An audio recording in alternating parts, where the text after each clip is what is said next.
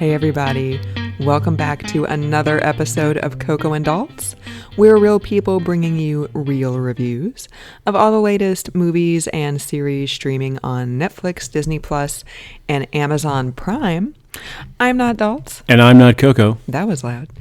I'm not Coco. And today we actually do have an Amazon Prime movie for you. Normally we fall back on Netflix because we're lazy, but something was just released a few days ago that's generating all sorts of buzz, and we said we need to review this even though it's not on Netflix. It's Borat, subsequent movie film. And so let me just weigh in with the official title of this, Coco. Which is about 27 words long. Are you ready for this? I have to read it, so I'm leaning over the computer. Borat, Cultural Learnings for America. No. Cultural Learnings. That's the original movie from like 2004. You're right. So Borat, subsequent movie film, delivery of prodigious bride to American regime for make benefit once glorious nation of Kazakhstan. Is it bride or bribe? No, it's bribe. Did I say bride? Yes. I think we should do this over again. Daltz has had only 2 beers tonight. I had 2 beers, but I had nothing to eat today, so this is the pandemic diet. So Daltz has turned into me. Daltz is always telling me I need to eat more, and how the tables have turned. So here's the thing, listener, is I did absolutely nothing today, waiting for Coco to come home so we could watch this movie that neither one of us wanted to watch. Totally. And I'm sitting in my PJs all day long, and It was a miserable day, and I just thought, you know what? I'm going to mail it in today. Today's Mail It In Monday. Every day should be Mail It In Day. So PJs, and I just totally messed up the intro, and the director has already left the building. So let's just shorthand it to Borat, subsequent movie film. Let's do. What's this about, Daltz? Okay, so this is a sequel to the original Borat movie, unless you didn't know that, which was released in 2006, I believe. And it was a story of a man from Kazakhstan, played by Sacha Baron Cohen, who played a journalist from Kazakhstan coming to the United States to document the life and politics of the United States. And so he is back, and he's trying to save his life back in Kazakhstan, and by doing a certain task, he will save his life. So he wants to offer up his daughter. So I thought bride was actually the name in the title. It would make sense. Right. But, I remember seeing it on the TV, and I was like, wait, did I just completely misread that? Was it actually bride? Because bride does make sense in the context of the film. So I corrected it by my mistake. So it works either way. It works either way. Thank you for being your usual generous self. But so he comes back to the United States, and this was filmed so both pre-pandemic and during the pandemic. So there are some pandemic elements to it. The film was originally intended to be released in the theater. That was the idea. And then Amazon Prime bought it and released it instead. So it involves a lot of shenanigans. Borat brings his daughter over, or she comes over. She stows away in a package in a box that he had shipped over separately. And then they try essentially to undermine American society, as they did in the previous one, by offering up Borat's daughter to Mike Pence at a rally, and then trying to do some shenanigans, famously with Rudy Giuliani. That pretty much sums it up. And I think I just described the whole movie. So it's a comedy, and it's a mockumentary. Yeah. What did you think of it, Coco? So, Daltz mentioned that neither one of us really wanted to watch it. I never saw the first Borat. Mm-hmm. I don't believe I need to see the first Borat to know what's going on in this one. Having not seen it, I think that's probably the case. So if you haven't seen the first one, you can definitely watch this one. Maybe there's some little inside jokes or something you might not get, but I think it works as a standalone movie. Yeah. There were definitely some solid laughs. I was surprised by that because I thought it was just probably going to be stupid. And, I told Daltz before the movie started, if I want to see Americans acting like idiots, I can just leave my house any day of the week. I don't need to see it enshrined on television. With your mask on. Right. So, but it was, there were definitely some solid laughs. There were a lot There were 2 moments where I was just like, oh God, make this stop, Right. that were really cringy, but for the most part, I thought it was pretty funny. And then, there were some times when I was just like, I can't believe that there's people on like the Texas state capitol grounds just singing along to gas them up like the Germans did and chop them up like the Saudis did. I'm like, wow. And they weren't just going along with it to be polite because they didn't want to cause a scene because it would be awkward if they were like, hey, that's not cool. Like, no, they were really into chopping people up like the Saudis did. And they were enthusiastic. Like, what? Yeah. So it's really kind of hard to believe that there were people out there like that. So the best parts of the original Borat, and the same with this Borat, are the instances where people are their own comedy. So you just let people be themselves, and it's hilarious. Like the QAnon guys looking things up on the computer in this one, and some of the people like the debutante ball and stuff like that. Like there's all sorts of scenes where it's the shenanigans reveal the true character of the people that are around them. It's almost like a prism or a set of glasses to look through. There were some scenes though where, like the debutante ball especially, I was like, are those just actors? Oh, they weren't actors. And like they know that they're supposed to be in a debutante ball scene, they just don't know exactly what's going to happen. So that's why when Borat's daughter lifted up her dress and the menstrual blood is just like running down her thighs and everybody is like, what?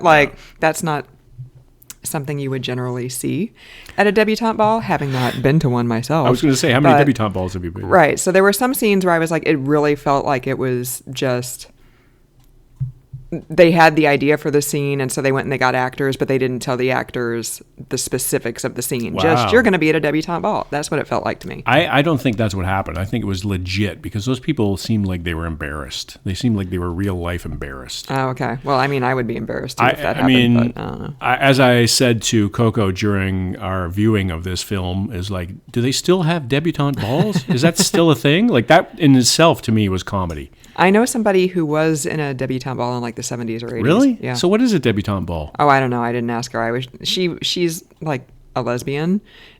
But that's not but I was just like, wow, she's like a very alternative lifestyle person. And I'm like, debutante ball is not that. Right, exactly. Yeah. So I was like, really? I've never been to one. You were a debutante? And she was like, yeah. So what is a debutante?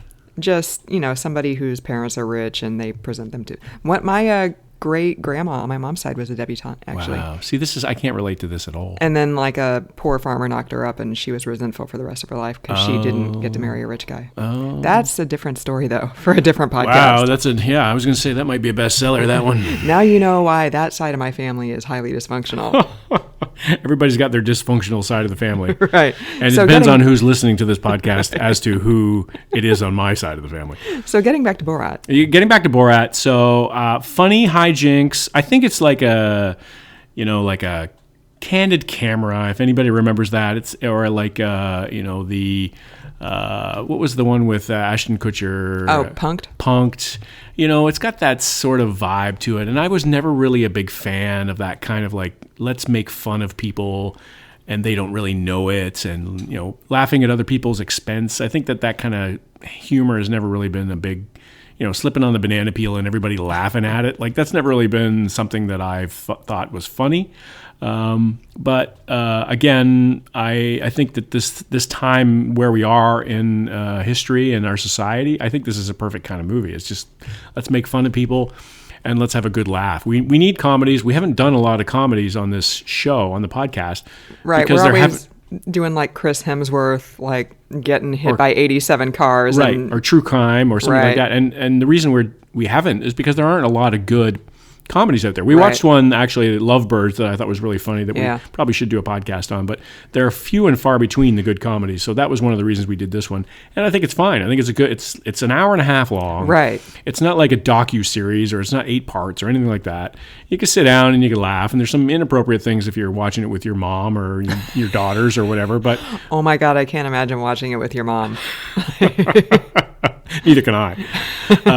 But other than that, I mean, it's a pretty funny, it's a light It's a light lift. I mean, if you're of a certain political leaning, and you probably aren't if you're listening to this podcast, but if you're a certain political leaning, you might get offended and get upset about it. But otherwise, I think it's pretty funny. Maybe not, because there was that famous study about how conservatives didn't realize that Colbert was actually mocking them.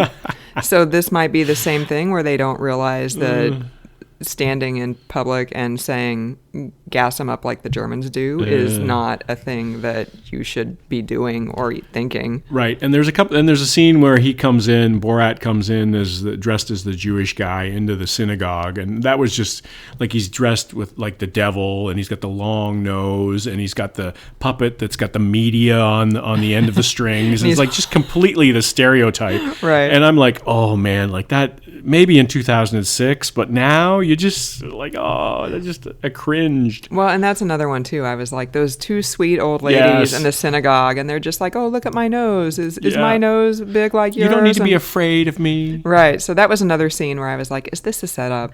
Yeah. Like, did they go hire two nice old like Jewish grandmas to sit in the synagogue because there was nobody else there? And then they were like, "Do you want something to eat?" Yeah. So then they're all just like sitting in like matzo balls or something like that. Yeah, totally. So I had to say that the daughter, who is played by Maria Bakalova, I thought she was great. Yeah, she was really good. She was like I've read a couple of reviews in preparation for this podcast and our show. Yes, I know. You prepared? Well, I was sitting around in my PJs all day, so I had to do something on my phone. And Pornhub. Other than look at porn. I knew you were going to go there. Borat went there. I knew you were going to go there. And she has gotten some good laurels from this. She was actually really good. You need somebody to be a foil for Borat, and that you don't want to go back to the same shtick, which was Borat being an idiot in the United States. You don't want to do the same movie, which was the first one.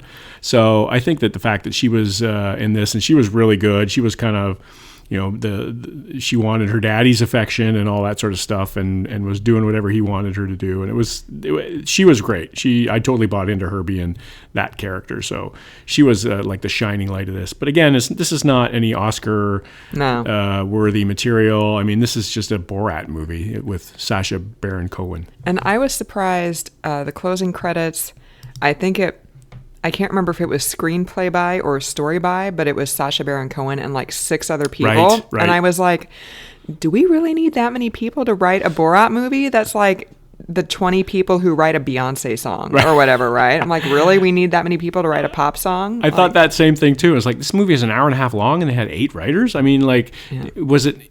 each person had a scene to write, like maybe totally. It was like just a bunch of sketches stitched together, to make a movie, because that could have been. I mean, that's the way it felt, but not nearly as shocking and as stunning as the first one. I saw the first one not in the theater, for the record, but after that when it came out and watched it on TV or something like that, and I thought it was funny. I'm not into the laughing at the banana peel slipping, but it was fine. I think that it was more groundbreaking in those days than this one is now. So it was more shocking and the funny parts were funnier.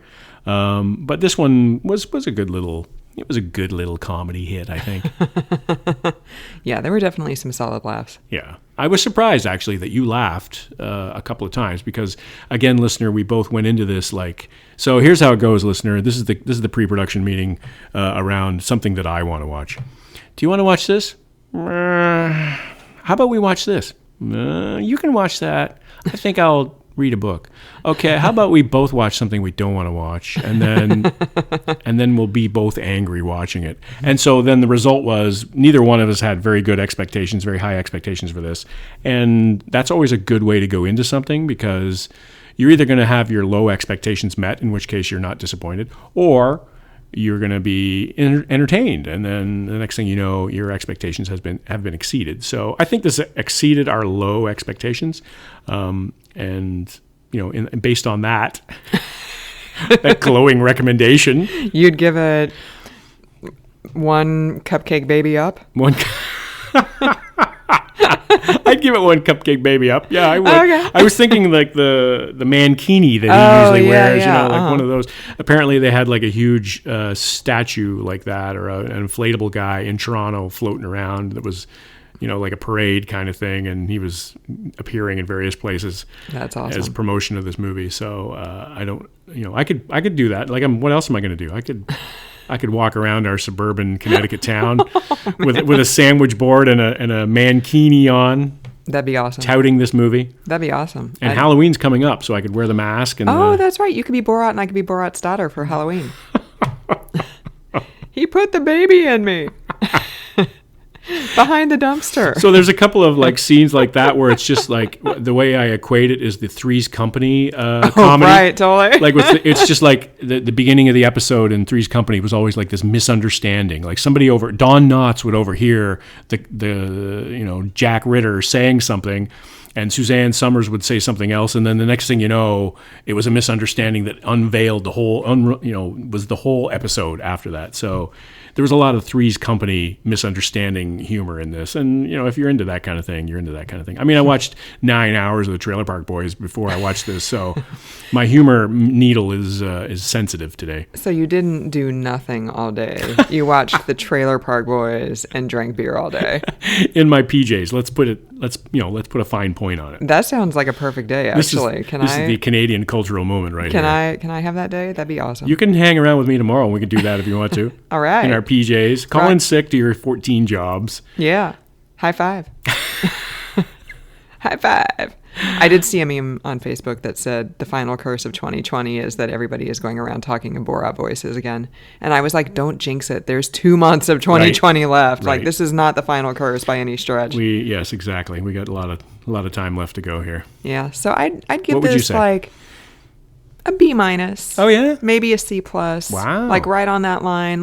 Like I said, there were definitely some solid laughs. There were a few scenes where I was like, make it stop. It's horrible. Yeah. There's some awkward moments there for sure. Yeah. Like just the cringe, the secondhand embarrassment. Right. But I think that's part of the charm for this. That's the intention is to make you as uncomfortable as possible and get you totally.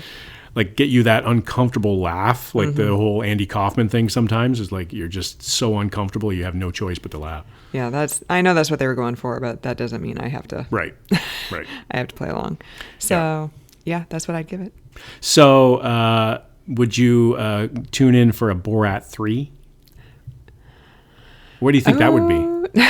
I mean, we don't know the future, so. Yeah, I mean, if we get another 4 years of Trump, that might be next year. Who knows? But otherwise, it might be, 10, 15 years in the future. Borat, the sequel. Yeah, Borat, the threequel. Maybe he's going to be in like one of the Marvel movies. Oh my God, that would be amazing. Borat, what would his superpower be? Taking a ball shot in the mankini. Ball shots are always funny. Oh, if you're not a man. They are always funny. If you're not a man. I'm always going to laugh at a ball shot. Oh, man. Except if it's on you. I was going to say, now I know the true course of your heart. Right, totally. So you used to watch America's Funniest Videos, and then the dad's serving up the softball to the 2-year-old, and the 2-year-old swings for the fences and just nails the dad and goes down, and you're like laughing. It's always funny. Yeah, I have to leave the room. Listener, please weigh in on whether ball shots are funny by emailing us at cocoandalts@gmail.com. You can also DM us on Facebook and Twitter at cocoandalts. You can listen to us on Apple Podcasts, Pandora, Spotify, Stitcher, SoundCloud, TuneIn, Google Play, iHeartRadio, Ghana if you're in India, and Amazon Music. We are there now. Please like us, listen to us, share us with all your friends, and please also find us on the interwebs at cocoandalts.com for stuff that we review that we don't talk about on the podcast. Believe it or not, there are things that we don't talk about on the podcast. And you can also listen to us where you're currently listening to us. Yeah, that's true. Wherever that may be. Which sort of is important. It's like, wherever you found us, keep finding us there. Totes. Because that's where all the sponsors are. If you would like to sponsor us, please email us at cocoandalts@gmail.com. We will read some good spots for you. We had a spot for ball wash. Ball wash. Speaking of ball shots. Yeah, I would have knocked that one out of the park. We had a script written for that and everything, and then it never got picked up. No. The option never got picked up. How can you not want to listen to us talk about ball wash? Right. And it was a viable product too. It was a product I probably would have used. It totally is. I never even heard of ball wash, and then I was looking at the website, and I was like, wow. Well, see, here's the thing. This is a good sign of a product. Is I didn't know I needed that product until I heard about that product. And then you were like, and I was like, no wonder I'm not getting any action. Like, soap and water is just not doing it for me. I need lavender fields. Like delicate vanilla. So next time I'm lying around in my PJs, I'm going to bust out the ball wash, and it'll be like a field of lavender. We're giving all this away for free. Right. No, we shouldn't be doing this. No. We should not be doing this. So thanks for tuning in and making it this far, listener, if you dare, for another episode of the podcast. I'm not Coco. And I'm not Dogs.